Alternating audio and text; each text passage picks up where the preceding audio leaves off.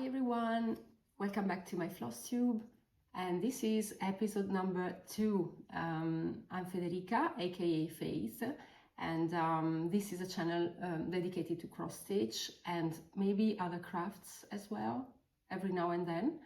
And I want to first of all thank you, every single one of you, for the incredible welcome you gave me for my first video. It was a little bit of an experiment, to be honest. I didn't think it would be so well received, and I was overwhelmed and really blown away by all the comments, the tips to improve, the comments on Instagram too, and the shout outs. Thank you so much. I even struggled a bit to keep track because I'm starting to, you know, being a bit but I'm not really yet comfortable with the app, with the YouTube app, to see all the mentions and stuff. So I try to keep up, and I won't mention everyone because you're so many, but thank you so much for your encouragement. So last time I talked about my whips, and today I will talk about my FOs and FFOs. I've recently started to frame things myself. Before I had really skilled framer in Italy, but obviously the cost makes a difference, and I just wanted to try, so I will show you something. And I will explain you also how I started to make this. So let's start with the seasonal stitchings. I love seasonal stitchings. I try to have at least one project in rotation for every season. And I recently finished one related to autumn, which is this one.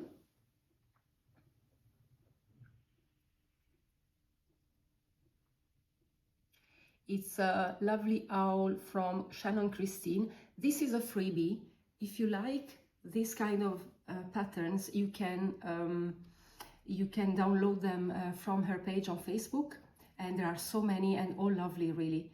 It is in all its beauty, and obviously it didn't take much to stitch. Here for the moment is not really fully finished because I want to do something at the back.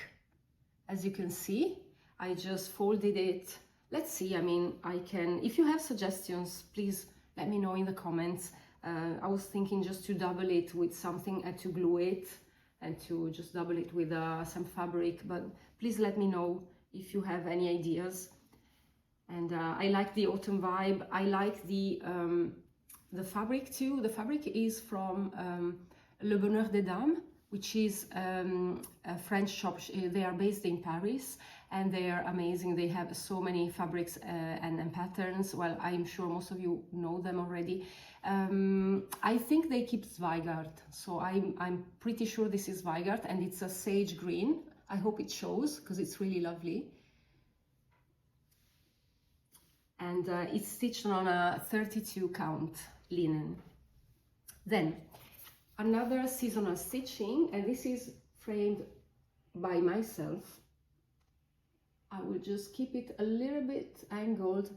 Hopefully you won't see the glare. And it's pumpkin spice.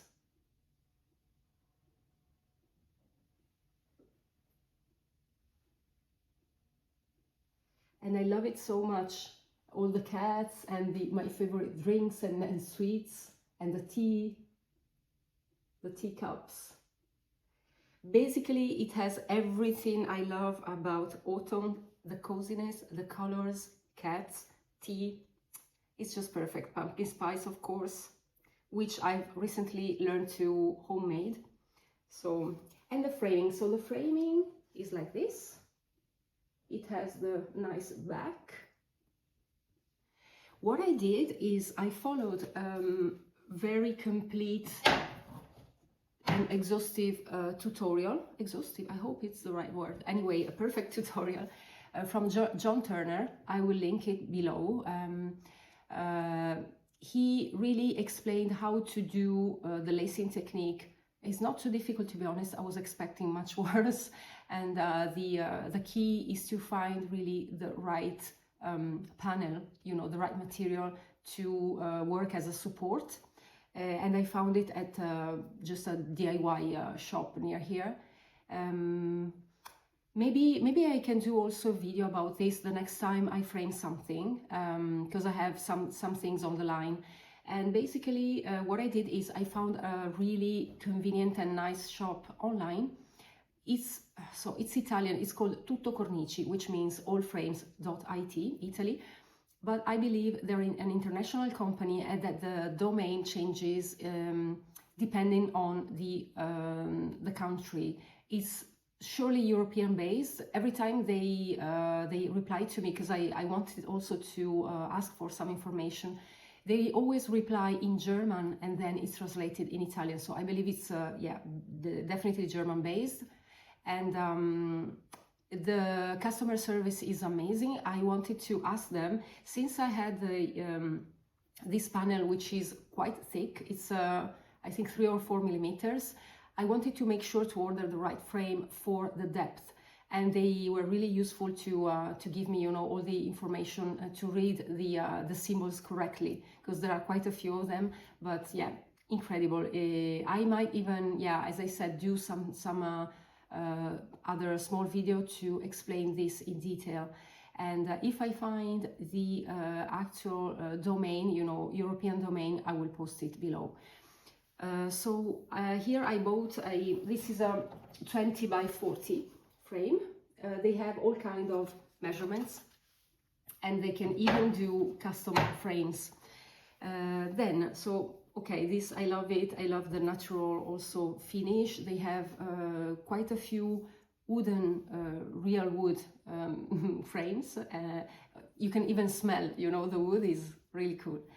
Okay, then other things, let's go to Christmas then, after autumn. This is, okay, the back is horrible, but this is a Mill Hill set kit on perforated paper. And it's from the series, the Christmas Village. They have quite a few, they're all beautiful to be honest. And this is the Village Schoolhouse. And it has this really cute snowman button here to finish it. Not that many beads. I really liked stitching on this. To be honest, I've always thought that Mill Hill kits were quite quick. To me, it wasn't. I have to be honest, it wasn't. Maybe because I'm a slow stitcher, I don't know. But it's yeah, it's a nice break from bigger projects. So, and then the finish. So, I bought this Mill Hill frame. What happened is that I bought it on 1, 2, 3 stitch. I chose this really nice Christmassy green, dark green color. What happened is that I thought it had the back. And it didn't. It just comes with a frame, and now this is upside down, but there's the hole to have a little stick here and use it as a base. Now probably I turned it upside down. I don't know why. Probably I had to show it to someone, but here it is. I know. Okay, there's also the other way. Okay, there are the two up and down. So probably it's one for the nail, one for the little stick to use it as a base. And I finished it in this miserable way because I want to use the same frame to rotate other kits that I hope I will stitch. So I really chose the easiest way to remove it. And this is the final thing. And then I have some small, these are not fully finished. These are small Christmas objects. This is a bit Christmassy, I think, even though it's not really 100% Christmas vibe. And this as well. I would like to turn them into some Christmas objects for the tree. I stitched this ages ago. I had 20 count Ada, which I love. This is a 1/1, all of them. So yeah, it was my first attempt to stitching on 20 count Ada. Loved it, and I have these 3. Maybe I can even finish some box. I will show you later, because I've been doing some mix between Cartonage, which is a technique to build cardboard objects covered with nice papers, and to mix them with this as a centerpiece. Okay, then other framed object. This is a teapot, as you can see, and I kept, hold on, I will just do like this, hopefully not much glare. The glass is opaque. You can choose between the different finishes of glass, even the museum quality, even without glass and without back. So also the price changes, of course. Here I just kept it without back to show it to you guys. So this is my lacing technique. The panel here is quite sturdy. It's a synthetic panel. I don't know how to describe it because, as you know, every country, every shop has its own variation. So the important is that it's not too flexible, but it remains a bit flexible and not too thick. Otherwise, then you won't be able to frame it. But yeah, if it stays within 3 or 4 millimeters, it's fine. And yeah, this is the technique. As you can see, is, you know, well, it's much easier on smaller objects, but totally feasible. And this is the result. It is stitched on a 32 natural linen, 32 count natural linen from Graziano, which is a brand that I could get in Switzerland, when I was living in Switzerland. I haven't found it anywhere else, but yeah, Graziano, natural linen, simply that. And it's part of a series called Tiny Little Teapot. I always try to keep it a bit at an angle to avoid glaring, from Cross My Heart Ink. And as you can see, there are so many teapots. It's like Teapot's Paradise. This is a book that I found ages ago. 1997. Okay, 1997, in a shop. Absolutely don't remember where, but I found other books from the same brand during the years. They're not too easy to find for me from Italy or from Switzerland, but this is always dear to me because I stitched many of these teapots, and I show you some. These are still to be framed, but I bought the same, exactly the same of this. So I have 6 or 7, and I made a really wrong decision at the time to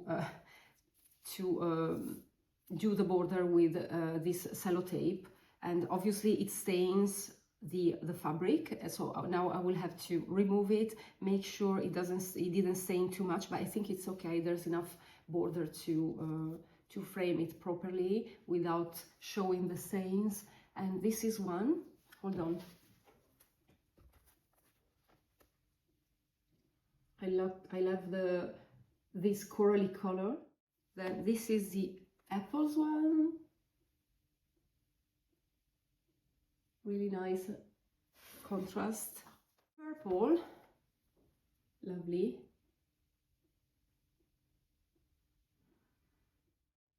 I like the contrast of complementary colors. 1 and 2.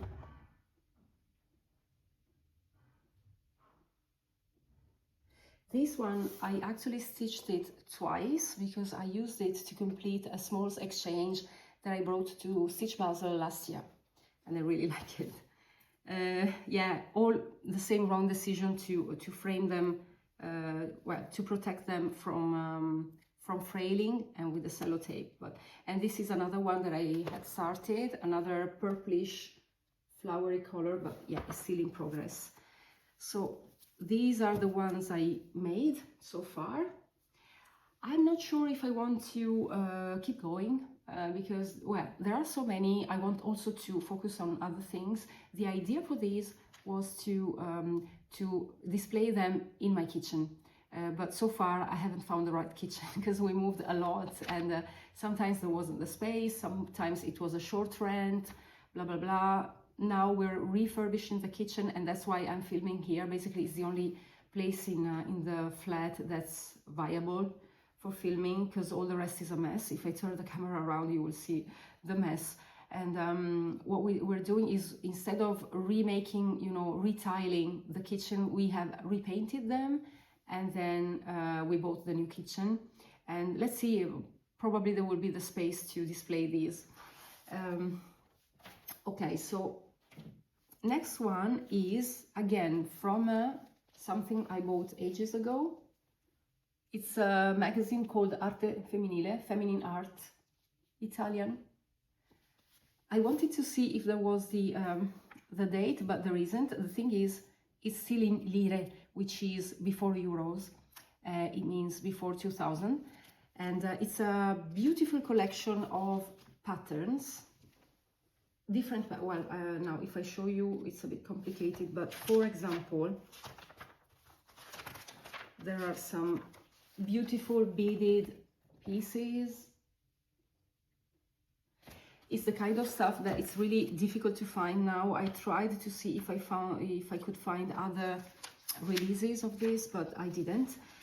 What was really amazing is this. The 4 cats. 1 cat for every season. So we have Cream Cat, which is summer. The Abyssine Cat is autumn. The Russian Blue Cat is winter. And the Ragdoll is spring. I love it. The thing with these patterns is that they are not really readable, not always readable. It's, as I said, 4 of them, but the thing is, the pattern is a mix between colors and symbols, and sometimes the colors are too similar and I couldn't read, I couldn't detect which is which. So anyway, I managed to finish one, which is this, is the Blue Russian, which I love.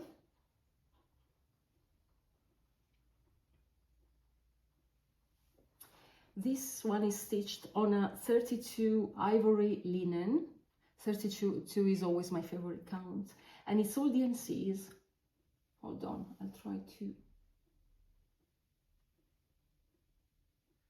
Voila. All the code for.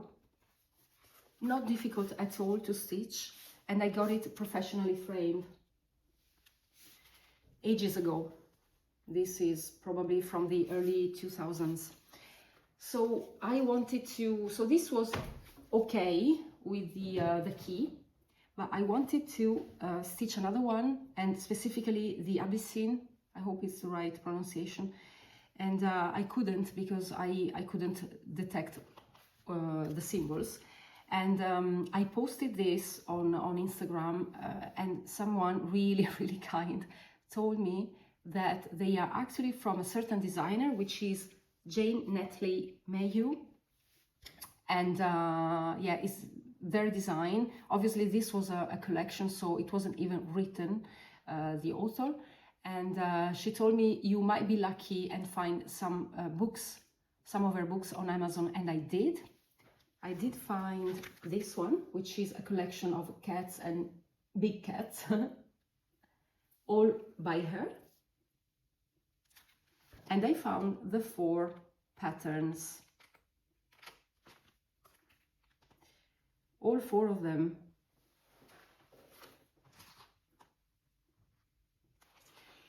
The quality of the print is slightly better, so still this way of colors and symbols is not really 100% working for me, but it was easier to read it. So I managed to stitch the second one, which is the Autumn Cat.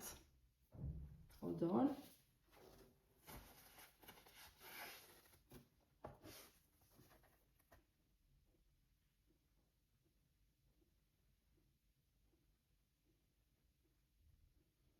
I chose again this sage green fabric because I love it, and I think it goes really well with the colors.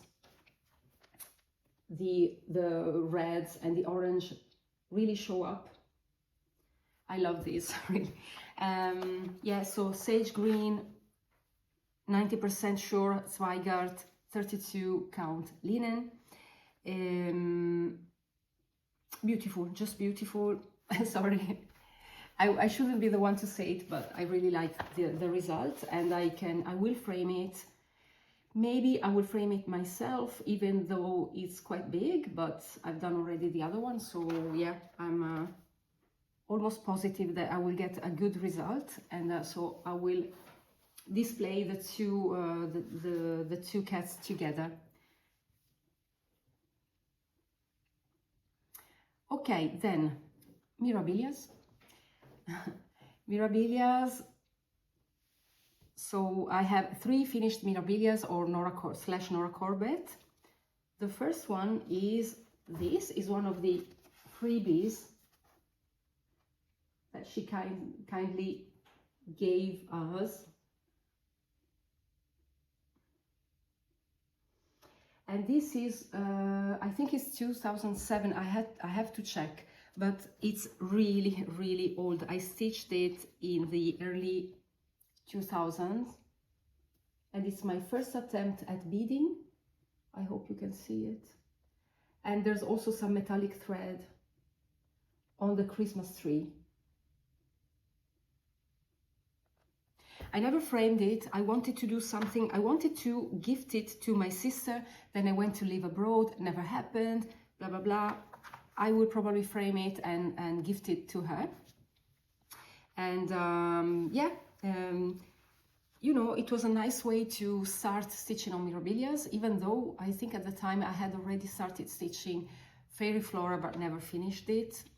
And then I had to restart it later on. But so this is my first finished objects by Nora Corbett, and I think it's lovely.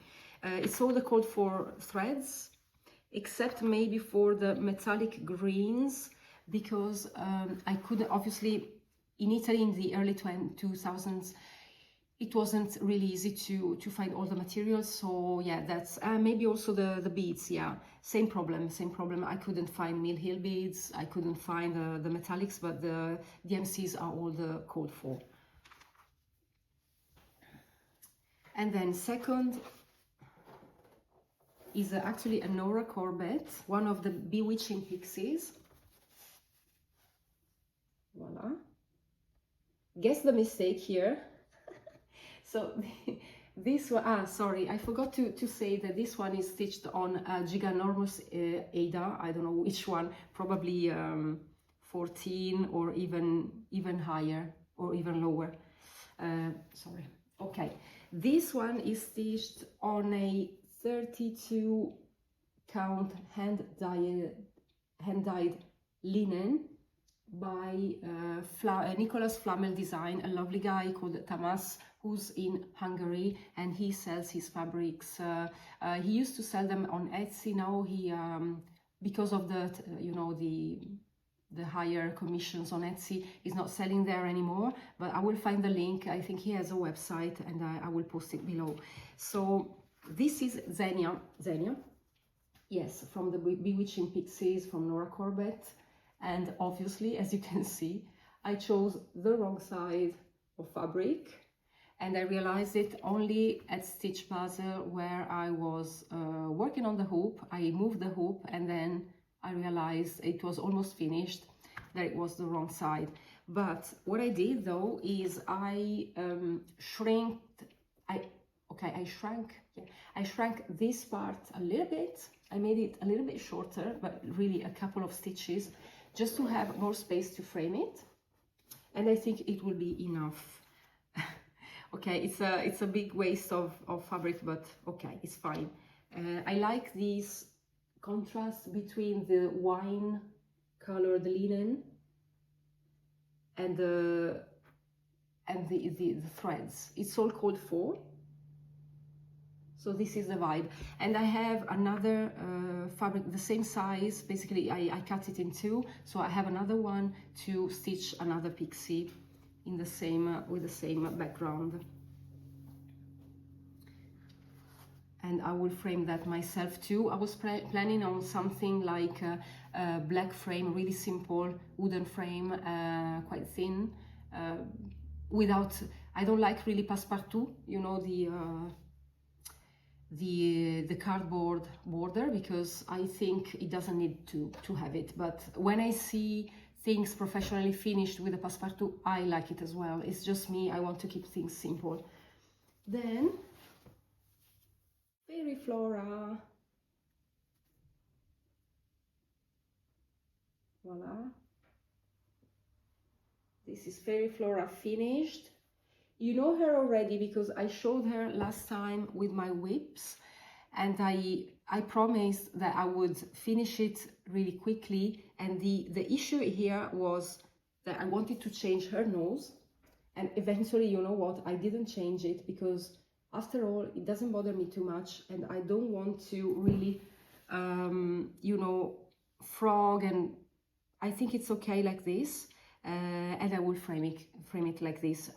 I hope I can frame it myself. I think I will frame the other ones first and see how it goes. And then this is like the last project because it's so delicate. So as I said last time, the story with this is that I had to stitch it twice. The first time it was early 2000s, then it got lost with all the, you know, the moves we did. And then in 2021, I started stitching again after a long break. And the first thing I wanted to do is to restitch Fairy Flora. It wasn't complete at the time, so okay, maybe it was 1/3 done and then I lost it. So yeah, I just restitched it and this is the result. Stitched on a 28 count natural linen. Really lovely. The called for fabric was slightly darker. I didn't use that because I think it was discontinued already. So I just found this. Then also in Switzerland, it was really difficult to find some fabrics, you know, and I just went to my local needle shop and found this natural color. Now I live in Italy. We moved in a few months ago, and yeah, so it's a bit easier to find things. To be honest with you, I would have preferred to have something slightly darker to really make the light colors pop, but I think this is nice as well. It's a nice contrast. Okay, then I think, yes, there's another one. This is another Mirabilia and it's professionally framed. And it's Stargazer. Let's see if you can see it without glaring.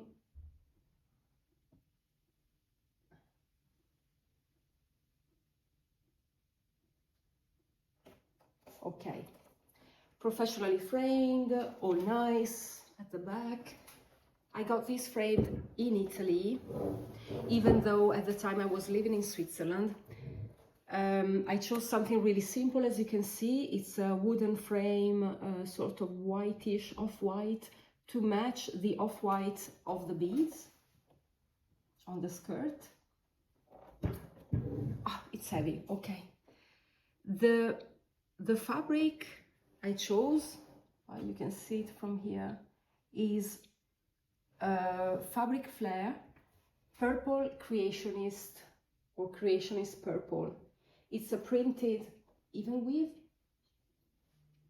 with this galaxy print. I was really looking for something like this. Before starting her, I had already chosen a more like a navy blue fabric, but I found it really difficult to stitch on. I don't know if it was a Lugana, it was a sort of random fabric I found at the shop, and then I gave up and I researched a bit and I bought this one. So this is a, yeah, printed even weave. It exists, if you like the look of it, you can find it also in green, blue, golden, and then this is purple, even though, I mean, when I bought it, it seemed more purple on the screen, but actually, as you can see, it has a lot of gray and blue in it and a little bit of purple. Overall, I like it, to be honest. When I got it, I wasn't sure, but I think it goes really well with with the overall look. What I did is I changed the colors a little bit with basically the ribbons. Okay, sorry, I will do it one more time because I keep adding things. So the ribbons, as you can see, are more of a lime olive color, and the top part of the skirt is more greenish, and then the hair is more burgundy red than the original.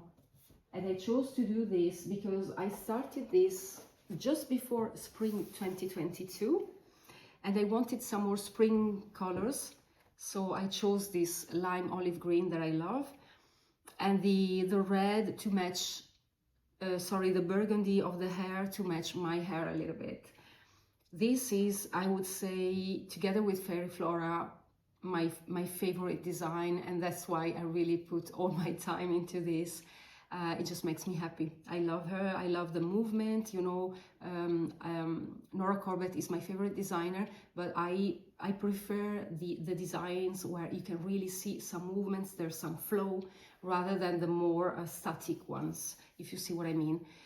So yes, I got this frame professionally.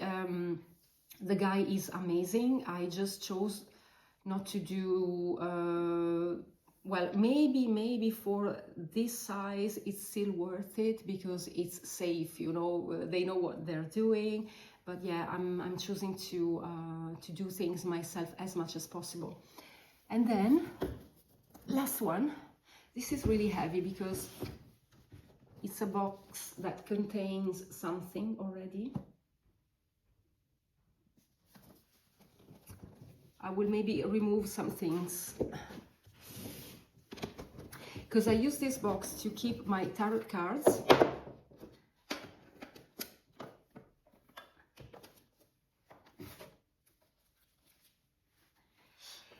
And yeah, it's quite heavy. So what is it? This is a mix between a chatelaine and soda stitch.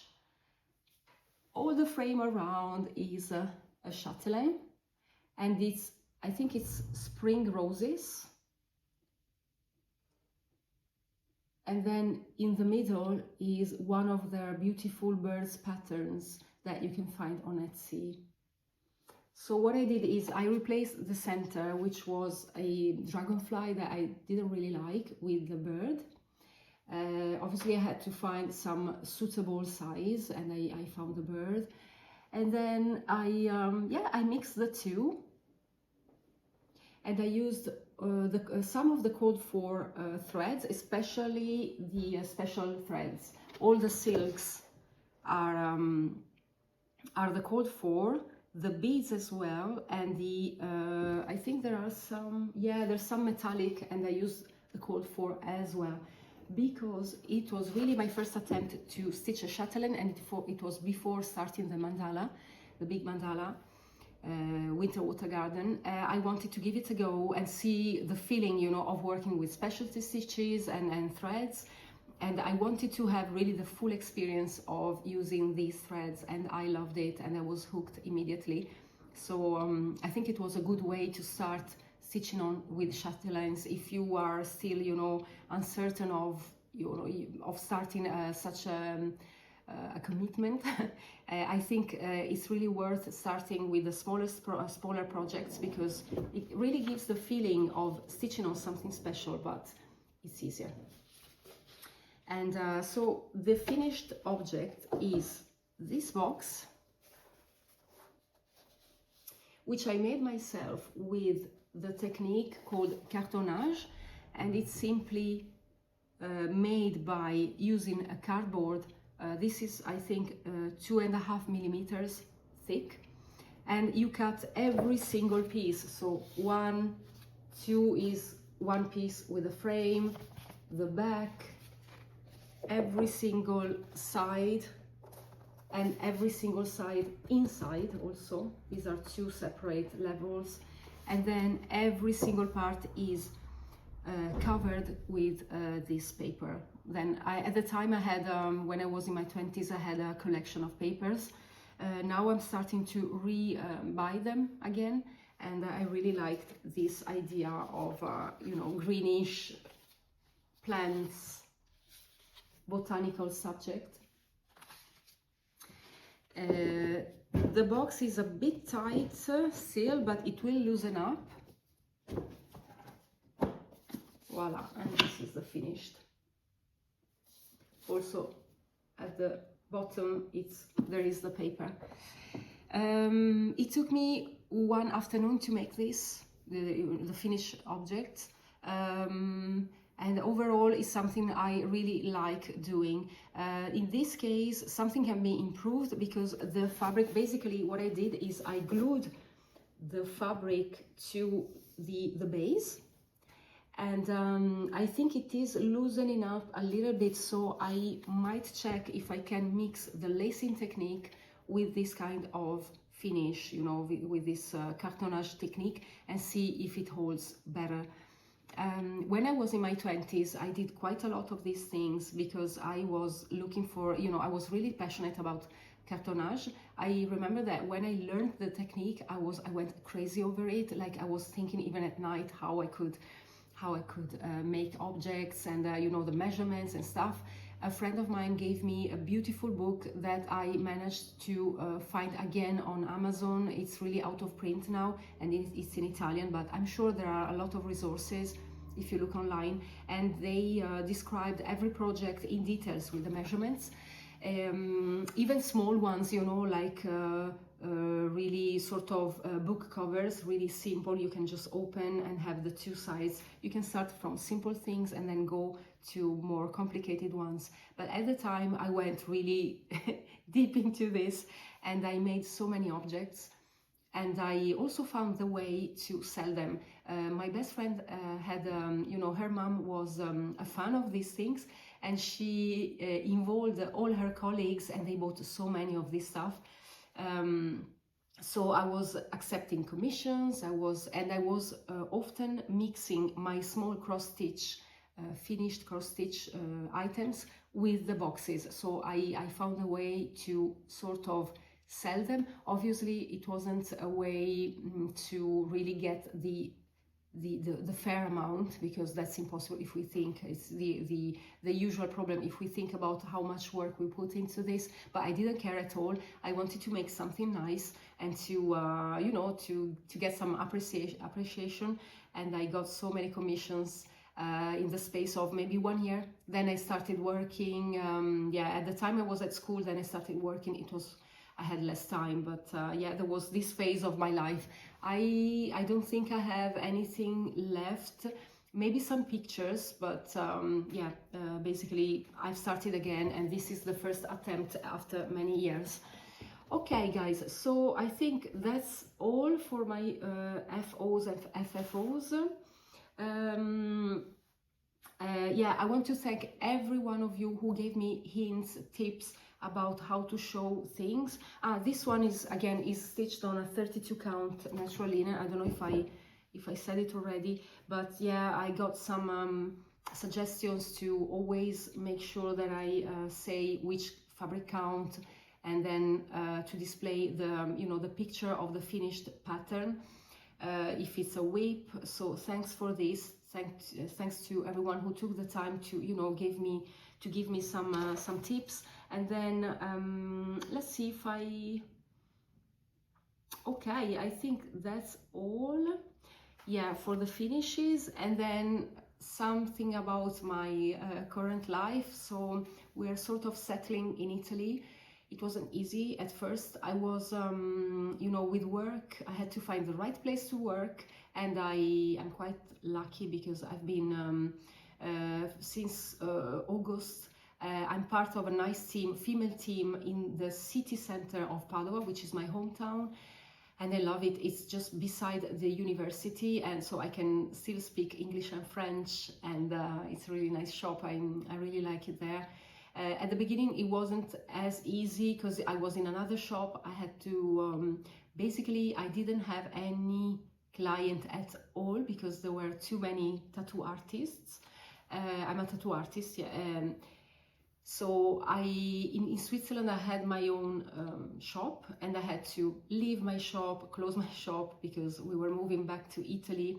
And here, obviously, it's a little bit more difficult to find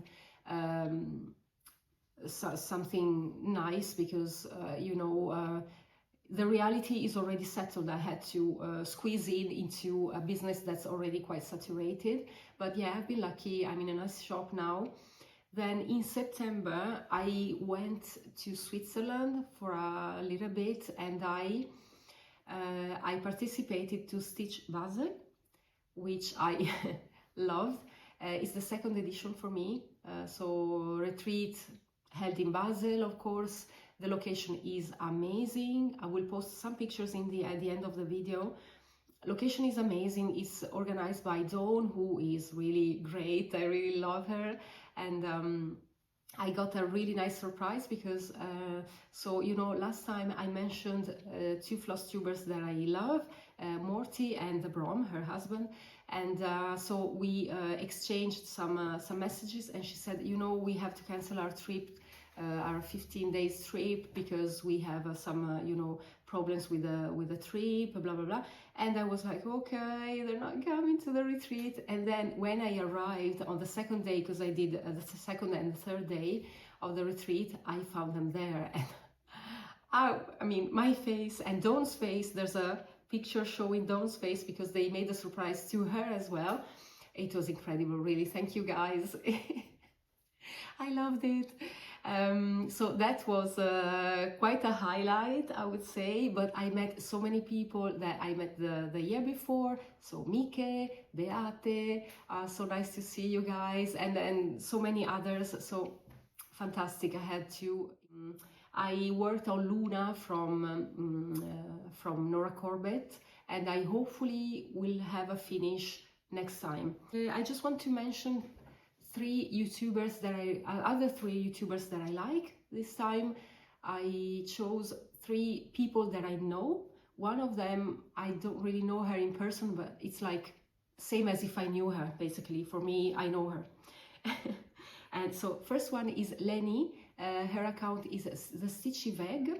She does Flosstube, and she's very active also on Instagram, and I love that she shares so much about her craft, about her hobbies, which involve a lot of crafting, so puzzles, stitching, knitting.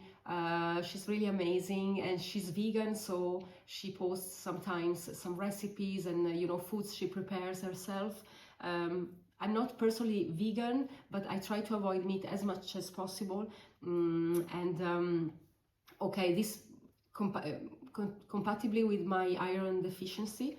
But yeah, so I really like what she posts, and she makes videos in German and in English, so make sure you check her. She's great. I like her projects. They are really connected to my vibe as well, so every time she posts something, I like it. And then something nice to highlight about her is that I found her videos before Stitch Basel 2024, and I really wanted to meet her. I knew that she would be there, so I was happy to see her, in person. And then for Stitch Basel 2024, I also had the time to make a small exchange. So I made an object. It was a box, a little bit like this, but with the opening like a book. And I inserted in the for the embroidery, like it was the same concept of the frame. I inserted one of the teapots, the hearts teapots, and then it was meant to be sort of a box for, I mean, you can keep everything, but I imagined it for teas.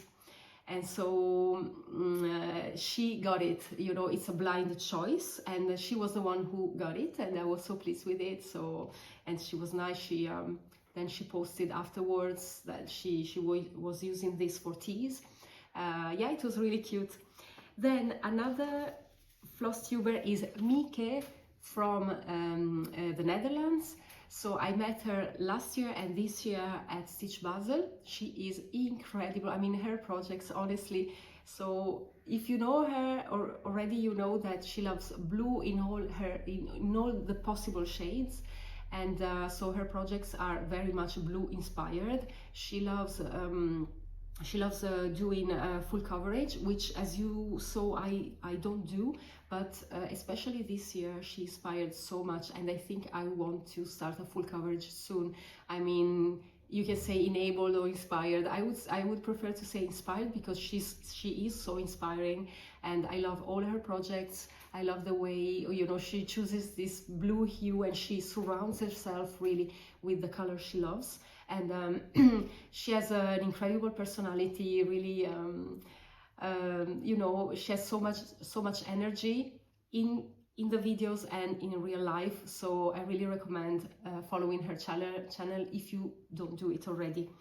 And then the third one is Dobby. So Dobby, I never met her in person, but we've been in contact because she's passionate about tattoos, and we've been planning for a while for her to come to Switzerland or Italy. But even if it doesn't happen, I hope I will meet her in person one day. Her channel is Covered in Floss, and Dobby Covered in Floss is based in Germany. She's Polish, and she's amazing. I really like her. I really like her commitment into, you know, improving her life, improving also everything about her health, about her, really her projects are amazing, and she's really a source of motivation to me. So, and she's really nice. For Christmas she sent me a lovely card also. I really hope to see her in person one day, and I recommend also her videos. She even managed to get, obviously, one of the things I like about her is she's a cat lover, and she managed to have a project custom made by a designer of her 2 cats, and the result is amazing. I really like this. So yeah, these are the 3 ones I want to recommend today. Obviously there are so many more, but yeah, we'll have the time. And then I don't know, this is a bit random, but I wanted to ask you guys. There's one Flosstuber which I love, and she hasn't posted anything in ages. Her account is Crafty Lisa. She's British, and yeah, I don't know if you have any news from her, but I've been following really her works for ages, and then she suddenly stopped posting. So if you have any news, just to say, you know, she's okay, she just doesn't do Flosstube anymore, but just to know if she's okay.